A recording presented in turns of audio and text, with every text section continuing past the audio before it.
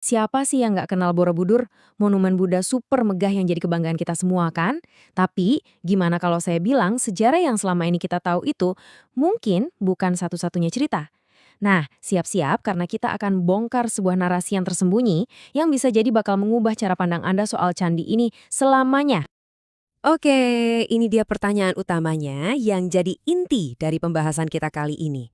Borobudur itu sebetulnya candi Buddha atau istana Nabi? Dua identitas yang beda banget kan?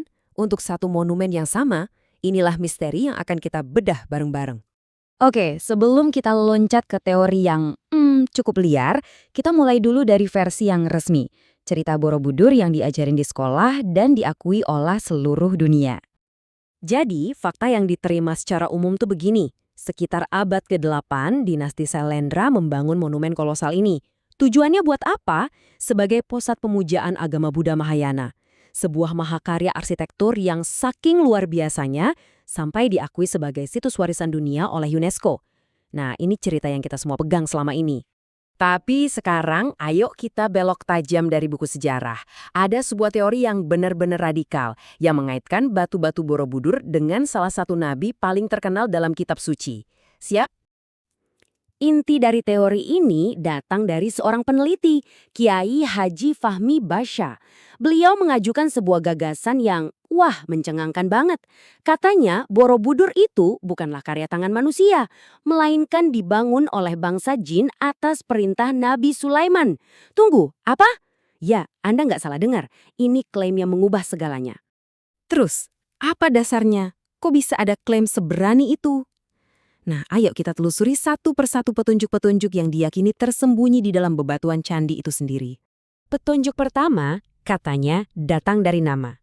Nggak jauh dari Borobudur, kan ada sebuah daerah yang namanya Sleman. Menurut teori ini, itu bukan cuma kebetulan. Nama Sleman ini dipercaya sebagai gema linguistik dari nama Sulaiman yang bertahan ribuan tahun. Gimana menurut Anda? Nah, disinilah klaimnya jadi sangat visual. Coba perhatikan relief-relief ini. Ada patung yang kelihatannya belum selesai, ini ditafsirkan sebagai simbol wafatnya Nabi Sulaiman saat sedang mengawasi pembangunan. Terus ada ukiran yang bentuknya, kok mirip brantas modern ya? Ini dihubung-hubungkan dengan tabut perjanjian. Bahkan ada juga relief yang diyakini menggambarkan kisah Ratu Saba. Jadi, Borobudur seolah-olah bukan lagi cuma candi, tapi sebuah buku cerita raksasa dari batu. Koneksinya nggak berhenti di situ loh. Teorinya bahkan memindahkan salah satu kisah paling ikonik dalam sejarah, yaitu kisah Ratu Sabah, ke Tanah Jawa. Negeri Sabah yang megah itu diyakini adalah Wonosobo. Dan istananya adalah situs Ratu Boko yang konon dipindahkan secara ajaib oleh Nabi Sulaiman hanya dalam sekejap mata. Sebuah klaim yang, luar biasa. Cerita yang sangat menarik ya, bikin kita mikir. Tapi, apa kata para ahli? Apa kata sejarawan dan arkeolog? Nah, sekarang mari kita dengarkan sanggahan dari dunia akademis. Dan ini dia, mungkin rintangan terbesar bagi teori ini. Waktu. Coba bayangkan, Nabi Sulaiman diperkirakan hidup sekitar tahun 950 sebelum Masehi. Sementara Borobudur dibangun sekitar tahun 800 Masehi. Ada jurang waktu sekitar 1.700 tahun. 1.700 tahun. Itu jeda waktu yang sangat panjang yang memisahkan keduanya. Ini adalah masalah kronologis yang sangat sulit untuk diabaikan. Selain masalah waktu tadi, para akademisi menyoroti dua poin utama lainnya. Pertama, metodologi. Cara menafsirkan relief-relief ini dianggap sangat subjektif. Bahasa gaulnya cocok logi. Jadi, menafsirkan berdasarkan opini pribadi tanpa dasar sumber yang otentik. Dan kedua, ini yang paling krusial, yaitu kurangnya bukti fisik. Sampai sekarang tidak ada satupun temuan arkeologis yang bisa menguatkan hubungan antara Borobudur dan Nabi Sulaiman. Jadi pada akhirnya kita punya dua cerita. Yang satu dibangun di atas bukti arkeologis dan catatan sejarah yang bisa diverifikasi.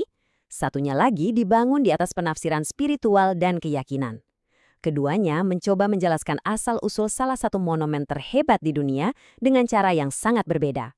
Hal ini pun meninggalkan kita dengan satu pertanyaan besar untuk direnungkan bersama.